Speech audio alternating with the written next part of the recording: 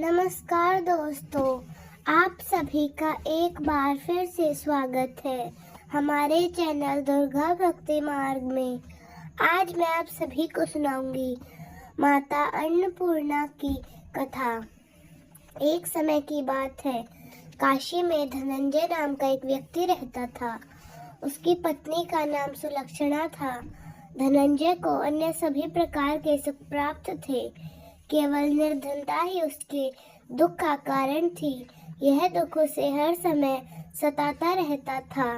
एक दिन सुलक्षणा ने अपने पति से कहा, स्वामी आप कोई परिश्रम, कोई प्रयास करो, तभी तो काम चल सकेगा, नहीं तो हम घर कैसे चला पाएंगे। सुलक्षणा की यह बात धनंजय के मन में बैठ गई और उसी दिन से वह विश्वनाथ शंकर जी को प्रसन्न करने के लिए बैठ गया और कहने लगा, देवादेव महादेव, मुझे पूजा पाठ करना कुछ नहीं आता, केवल मैं आपके भरोसे ही बैठा हूँ। इतनी विनती करके वह 2-3 दिन तक भूखा बैठा रहा। यह देखकर भगवान शंकर ने उसके कान में आवाज लगाई, अन्नपूर्णा अन्नपूर्णा अन्नपूर्णा। इस प्रकार उन्होंने 3 बार ऐसा कहा। ऐसी आवाज सुनकर धनंजय इस सोच में पड़ गया कि उसके कान में ये शब्द किसने कहा है, और इतने में मंदिर से आती हुई ब्राह्मण को जब उसने देखा तो उसने ब्राह्मणों से पूछा कि पंडित जी, आप यह बताइए कि अन्नपूर्णा कौन है।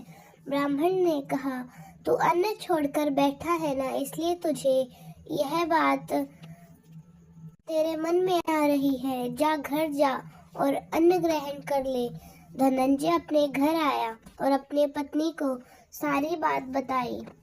धनंजय की बात सुनकर सुलक्षणा ने कहा, नाथ तुम चिंता मत करो, स्वयं भगवान शंकर ने इस मंत्र को तुम्हें दिया है, वे स्वयं ही इसका खुलासा करेंगे।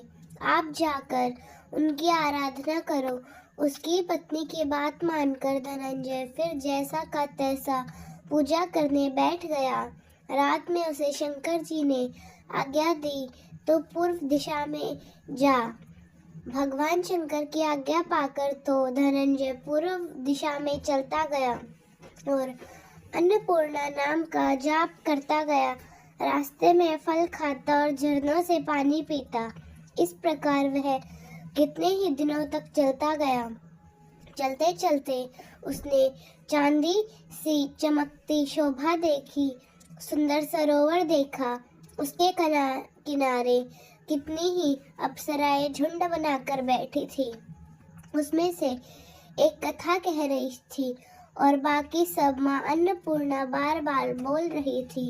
मार्गशीर्ष माह की उज्ज्वली रात्रि थी और आज से ही व्रत का आरंभ हो रहा था। जिस शब्द की खोज करने धनंजय निकला था, उसने वहां उसे शब्द को उन अप्सराओं से सुन लिया। धनंजय उनके पास जाकर कहने लगा कि देवियों, आप ये क्या कर रही हो। तब सबने धनंजय से कहा, हम सब माँ अन्नपूर्णा का व्रत करती है। धनंजय ने पूछा, व्रत करने की विधि मुझे कहिए और इस पूजा से क्या होता है। क्या इस व्रत को और किसी ने भी किया है, इसे कब किया जाए और इसके लिए क्या क्या करना होता है, ये सब मुझे बताइए। उन सब ने कहा कि इस व्रत को कोई भी कर सकता है। 21 दिन के लिए 21 गांठ का सूत लेना चाहिए। 21 दिन यदि ना बन सके तो एक दिन उपवास करे, और यह भी ना बने तो केवल कथा सुनकर प्रसाद ले ले। उन अप्सराओं ने कहा, इस कथा को निराहार लेकर करे। कथा सुनने वाला यदि कोई ना मिले तो पीपल के पत्तों को रखकर सुपारी या ग्वार पाठ के वृक्ष के सामने दीपक को साक्षी मानकर सूर्य या तुलसी को कथा सुनाइए, और उसके पहले मुख में दाना भी ना डाले। यदि भूल से कुछ मुंह में पड़ भी जाए तो एक दिन फिर से उपवास करे। व्रत के दिन क्रोध ना करे, ना रूठे, ना ही झूठ बोले। धनंजय ने पूछा, इस व्रत को करने से क्या होगा? उन सब ने कहा, इस व्रत को करने से अंधों को नेत्र मिले, लूलों को हाथ मिले, निर्धन को धन मिले, बांझ को संतान मिल जाती है, मूर्ख को विद्या मिल जाती है। जो इस व्रत को जिस भी कामना से करता है, माँ अन्नपूर्णा उसकी सभी इच्छाएं पूरा करती है। उनकी बात सुनकर धनंजय ने कहा, बहनों, मेरे पास तो धन भी नहीं है, विद्या भी नहीं है, कुछ भी तो नहीं है। मैं तो दुखिया ब्राह्मण हूँ। क्या तुम मुझे इस व्रत का सूट दोगी? उन्होंने कहा, हाँ भाई, तेरा कल्याण हो, तुझे ये सूट दे दूंगी। ले इस व्रत का मंगलसूत्र ले। धनंजय ने वो सूत लिया और उससे व्रत को किया। जब उसका व्रत पूरा हुआ, तभी सरोवर में से 21 खंड की स्वर्ग सिद्धि हीरा मोती जड़ी हुई प्रकट हो गई। धनंजय जय अन्नपूर्णा अन्नपूर्णा कहता जाता इस प्रकार वे कितनी सीढ़ियां उतर गया। उसने देखा कि करोड़ सूर्य के प्रकाशमान अन्नपूर्णा का मंदिर है। उसके सामने स्वर्णा सिंह परमा अन्नपूर्णा विराजमान थी। सामने भिक्षा हेतु शंकर भगवान खड़े हैं। देवांगनाएं स्वर्ण बुलाती हैं, कितने ही हथियार बंधे हैं, पहरा देती है। धनंजय दौड़कर जगदम्बा के चरणों में गिर गया। माँ अन्नपूर्णा उसके मन की व्यथा जान गई। धनंजय कहने लगा, माता, आप तो अंतर्यामी हो, आपको अपनी दशा क्या बताऊं? माता बोली, तूने मेरा व्रत किया है, जा, संसार तेरा सत्कार करेगा। माता ने धनंजय की जीभ पर बीज मंत्र लिख दिया। और अब क्या था, अब तो धनंजय के रूम रूम में विद्या प्रकट हो गई। इतने में वो क्या देखता है कि वो काशी विश्वनाथ के मंदिर में खड़ा है। माँ का वरदान लेकर धनंजय घर वापस आया। उसने सुलक्षणा से सारी बात कह डाली। माता की कृपा से उसके घर में धन संपत्ति उमड़ने लगी।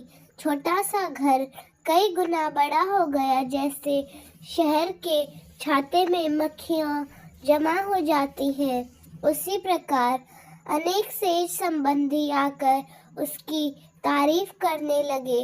वह सब कहने लगे, इतना धन और इतना बड़ा घर बिना संतान के कौन भोगेगा?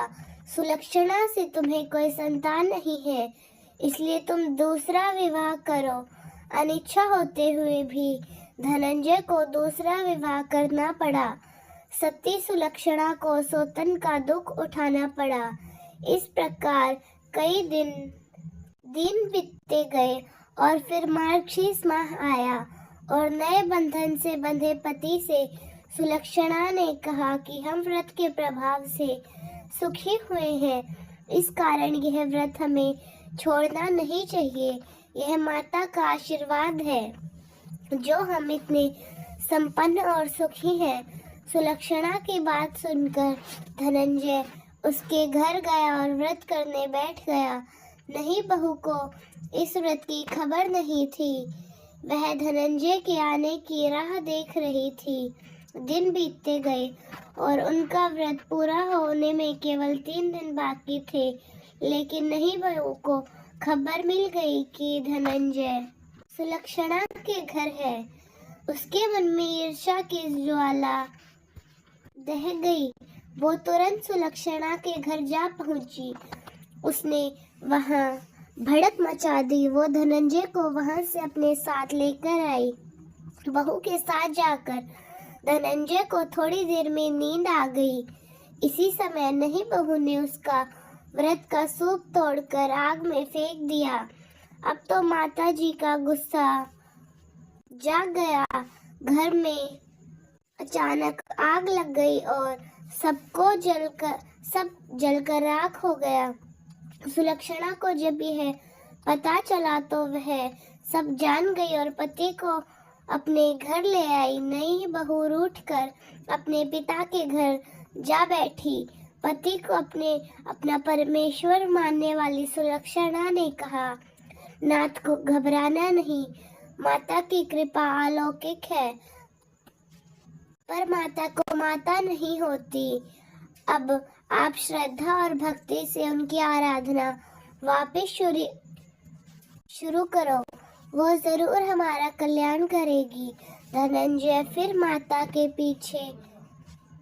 पीछे पड़ गया और वही सरोवर में सीधी प्रकट हुई। उसमें माँ अन्नपूर्णा कहकर वह फिर से उतर गया और वहां जाकर वो माता के चरणों में गिरकर रोने लगा। माता प्रसन्न हो गई और बोली, तू ये मेरी सोने की मूर्ति ले जा और उसकी पूजा करना, तो फिर से सुखी हो जाएगा और तुझे मेरा आशीर्वाद मिलेगा। तेरी पत्नी सुलक्षणा ने श्रद्धा से मेरा व्रत किया है, मैं उसे पुत्र दूंगी। धनंजय की आंखों में पानी आने लगा। माता का आशीर्वाद पाकर वह बहुत प्रसन्न हो गया। उसके बाद उसने दोबारा आंखें खोली तो उसने खुद को काशी विश्वनाथ के मंदिर में खड़ा पाया। वहां से वह फिर घर चला गया।